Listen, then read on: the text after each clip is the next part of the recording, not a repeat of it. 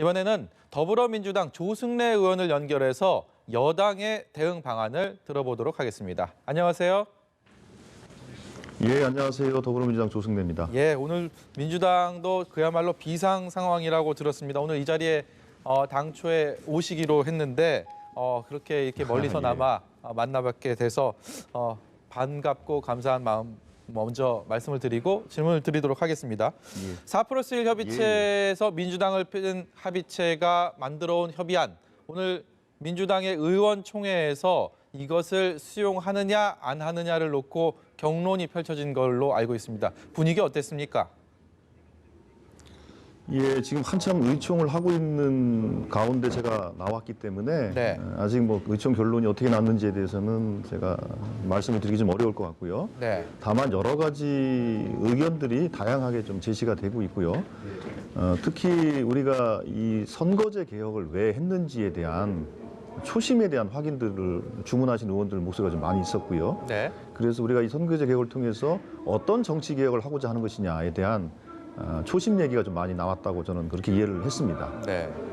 일단 그 석패율제가 다시 한번 화두로 떠올랐는데 이해찬 대표는 석패율은 절대로 받아들일 수 없다라는 입장을 이미 확고히 밝혔고, 민주당을 제외한 4+1 합의체에서는 석패율을 합의 안으로 들고 왔습니다. 공은 일단 민주당으로 넘어왔는데 이 석패율을 수용하느냐 안 하느냐가 결국은 최대 관건이 될 거다라고 봐도 되겠습니까?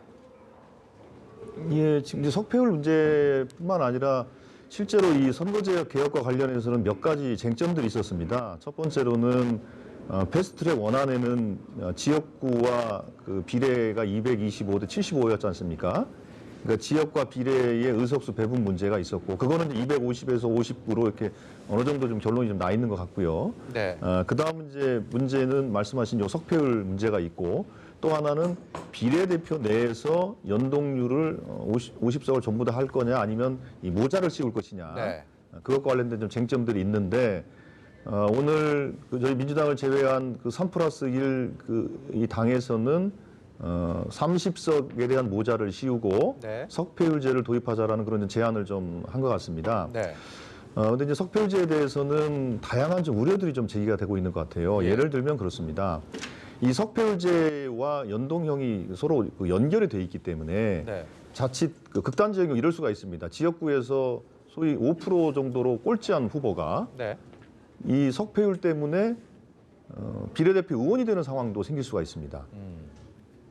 극단적으로 이런 우려가 있다라는 것에 대해서 지적하는 분들이 많이 있어서 그 문제를 어떻게 할 것인가가 좀 숙제인 것 같고요. 네. 또 한편으로는 우리가 이제 과거의 석패율제를 얘기했을 때는 정말로 그 지역 감정이 극에 달해서 영남에서는 민주당 계열이 한 명도 되지 않고 호남에서는 또 자유한국당 계열이 한 명도 되지 않았던 그런 상황 속에서 지역 구도를 좀 완화해 주자는 이런 취지로 석패율제 개념이 좀 논의가 됐다고 좀 생각을 하고 있습니다. 예. 근데 과연 지금이 그런 정도의 지역 감정이 극단적으로 돼 있는 그런 여건이냐?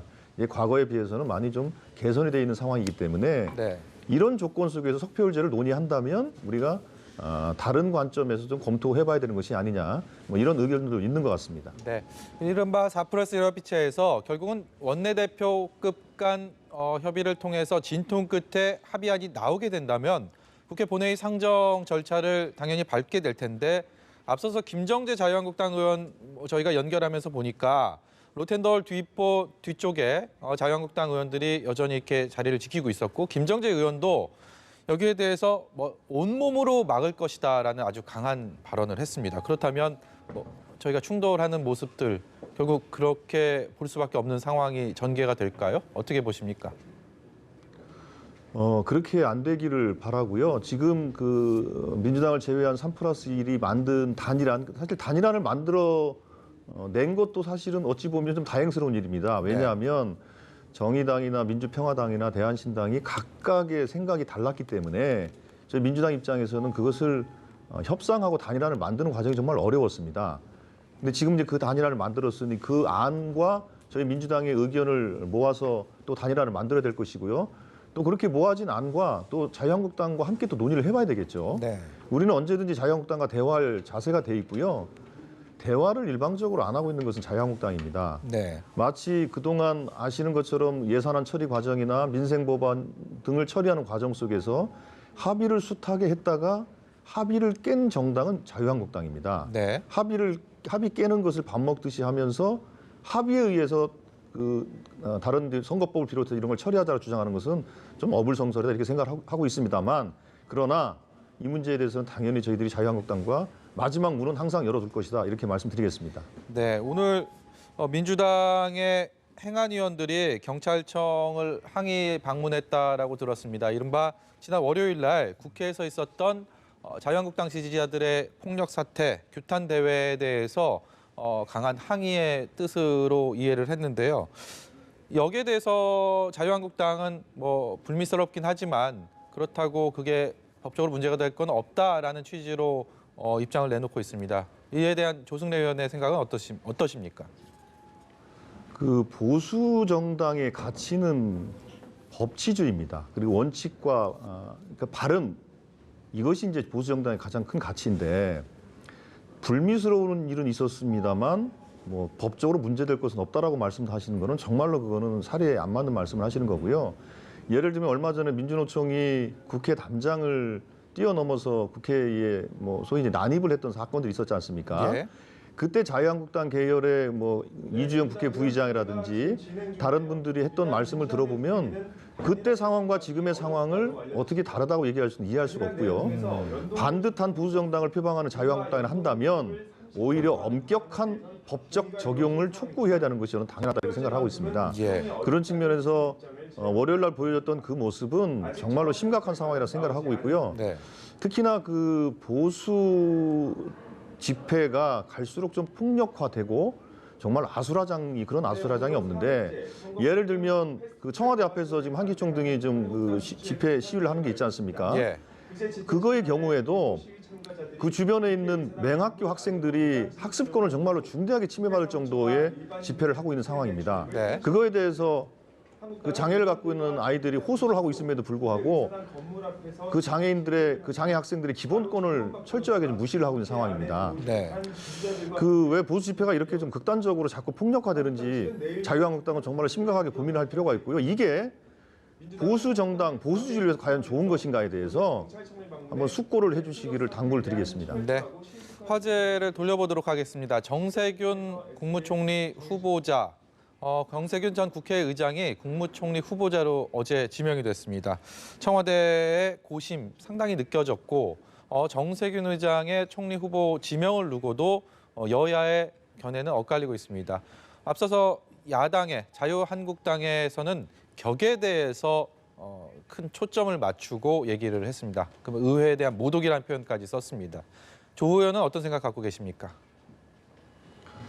그 의회에 대한 모독이다, 삼권 분리 위반이다 이렇게 말씀하신 거는 그거는 좀 본질을 정확하게 못 보는 좀 지적이라고 생각을 하고 있습니다. 그 우리가 뭐 의전 서열을 가지고 국회의장이 대통령 다음에 의전 서열인데 갑자기 의전 서열 5위로 되는 것이 국회를 무시하는 것이다라고 얘기를 하는 건데, 그거는 좀 사리에 맞지 않는 얘기고요. 예. 특별히 지금 정세균 의장은 전반기 의장을 하고 현재 평의원 신분입니다. 평의원으로서 국무총리직을 지명받은 것이지 국회의장으로 지명받은 것이 아닙니다. 네. 그렇기 때문에 좀 과하다고 말씀을 드리겠고요.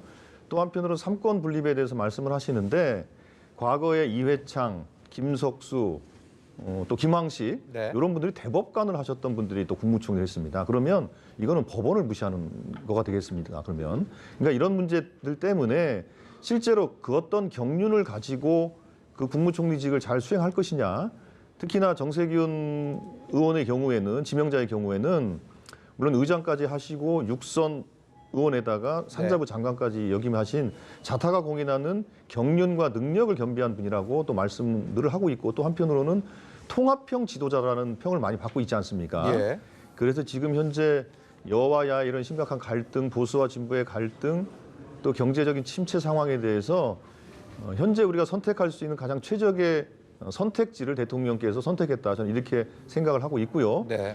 이런 취지로 정세균 의원을 국무총리로 지명한 만큼 야당에서도 협조를 해주실 것을 당부드리겠습니다. 네, 야당에서도 협조를 해서 원만하게 청문회 정국까지 거치고 그리고 나서 임명을 받으면 그야말로 더할 것 없이 좋겠지만 한국당 분위기가 좀 그렇지 않은 것 같습니다. 뭐 정세균 총리의 격을 얘기하는 것도 있지만 문제는 패스트트랙 정국이랑 이게 겹치기 때문에 과연 이렇게 냉각된 국회 상황에서 원만하게 청문회 정국을 수용할 수 있느냐에 대해서는 그 결론이 너무 지금 현재 상황으로서는 좀 뻔해 보입니다. 어떻게 설득을 하시겠습니까? 예, 근데 이 문제는 그러면 정세균 지명자가 아닌 다른 지명자를 대통령께서 지명했다고 한다면 그럼 수용을 했을까요?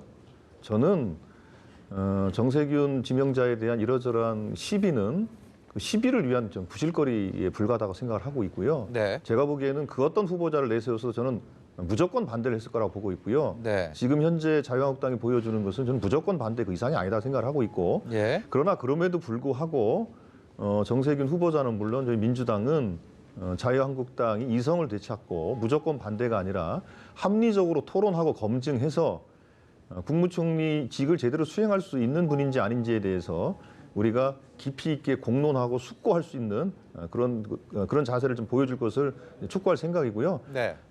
자유한국당이 좀 그런 장으로 좀 와주시기를 기대를 하겠습니다. 네, 자유한국당이 지금으로서는 더불어민주당과는 어떠한 대화도 하고 있지 않지 않습니까? 지금 협상의 창구 자체가 없는 상황에서 지금 조 의원께서도 자유한국당이 그런 대화를 통해서 대화의 장으로 와달라라고 이제 얘기를 말씀을 하셨는데 오늘 공교롭게 심재철 원내대표가 4+1의 선거제 합의안에 대해서 비판을 하면서 이인영 원내대표에게 선거제에 대해서 맞짱 TV 토론하자라고 제안을 했습니다. 실제로 수용할 가능성이 좀 있다고 보십니까? 아니면 어떻게 풀어가야 한다고 생각하십니까? 뭐 공개적인 토론도 필요하면 해야 될 것이고요. 공개적인 토론도 중요하지만 국회에서의 정상적인 회의 테이블에 나오셔가지고 토론을 하셔야 됩니다. 네. 그렇게 해야지 단식, 삭발, 장외 집회, 심지어는 국회를 난입해서 국회를 아수라장 만드는 이런 식의 대화를 단절하고 이런 식으로 움직이는 것은 정말로 그거는 책임 있는 공당의 자세가 전 아니라고 생각을 하고 있고요. 네. 당연히 민주당 입장에서는 국회의 공식적인 비공식적인 대화, 그다음에 공개적인 또 비공개적인 대화, 그 어떤 대화든지 저는 마다할 이유가 없다고 저는 생각을 하고 있습니다. 네. 여담인데요. 저희가 이제 국회 로텐더홀에서 주로 의원들을 여의도 현장, 1번지 현장을 통해서 인터뷰를 하는 코너들이 마련이 돼 있기 때문에 자주 하곤 했는데 지금 로텐더홀에 자유한국당 의원들이 이제 농성을 하고 있지 않습니까? 그 분위기에서 민주당 의원이 거기서 인터뷰하는 게 사실 맞나? 이런 저희가 고민을 많이 합니다. 그래서 오늘 조승래 의원도 그 다른 장소에 지금 모신 거고 며칠 전에 박용진 의원이 또 그것을 기자회견을 하다가 굉장히 난감한 상황을 맞는 것을 봤기 때문에 그만큼 민주당과 한국당 의원들이 감정적으로도 개인적으로도 이렇게 격해 있다라고 이해하면 되겠습니까? 근데 감정적 개인적으로 격해 있는 부분들은 사실은 크지는 않고요. 네. 의원들이 사석에서는 자유한국당 의원들도 이 정말로 벌써 엄청 오래됐지 않습니까? 이렇게 네. 오래된 장애투쟁에 대해서 상당히 부담스러워하세요. 그리고 이걸 좀 빨리 좀 본인들도 정리를 했으면 좋겠다라는 기대를 많이 하고 있는데 문제는 자유한국당이 현재 그 강경파의 그 강경몰이에 네. 제대로 합리적인 분들이 제어를 못하는 상황인 것 같습니다. 네. 말하자면 폭주기관차죠. 네. 이 폭주를 좀 멈춰야 됩니다. 그래야 대한민국을 위해 좋고 우리 국민들을 위해 좋다 이렇게 생각하고 있습니다. 지금 결국은 황교안 대표, 심재철 원내대표의 이 양대 자유한국당의 사령탑들이 지금 민주당과의 어떤 대화에 있어서의 호흡을 맞추기는 좀 쉽지 않은 그런 상황이다라고 이해를 하면 되겠습니까?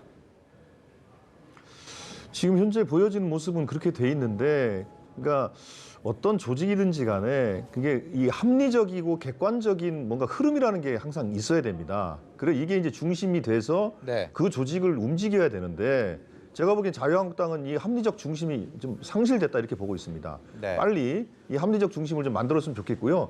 그랬을 때 그 어떤 대표, 황교안 대표건 심재철 대표건 간에 이 합리적 중심이 각 정당에 있을 때 이 중심에 근거해서 리더십을 발휘할 수 있는 거거든요. 네. 근데 제가 보기에는 이 합리적 중심이 없는 상황이기 때문에 황교안 대표의 강경한 리더십, 심재철 대표의 오락가락하는 리더십 이렇게 막 섞이다 보니까 자유한국당이 좀 우왕좌왕하고 좀 엉망이다 이렇게 생각을 하고 있습니다. 네, 오늘 바쁘신 중에 이렇게 시간 내주셔서 감사합니다. 지금까지 조승래 의원이었습니다. 고맙습니다. 예, 감사합니다. 네, 자유한국당 김정재 의원, 민주당의 조승래 의원 두 여야 의원의 얘기를 듣고 오셨습니다. 저희가 거의 비슷한 질문들, 똑같은 현안들에 대해서 여야 의원들에게 질문을 줬는데 거기에 대해서 돌아오는 답변은 전혀 달랐습니다. 그만큼 국회 간극이 굉장히 갈등의 골이 깊고요. 저도 정말 이 지금 여야의 이런 대치 속에 말이 잘 안 나오는 상황입니다. 국회는 지금도 일촉즉발의 상황이고요. 저희가 이어지는 뉴스에서도 국회 상황들 자세하게 전해드리도록 하겠습니다. 지금까지 1번지 현장이었습니다.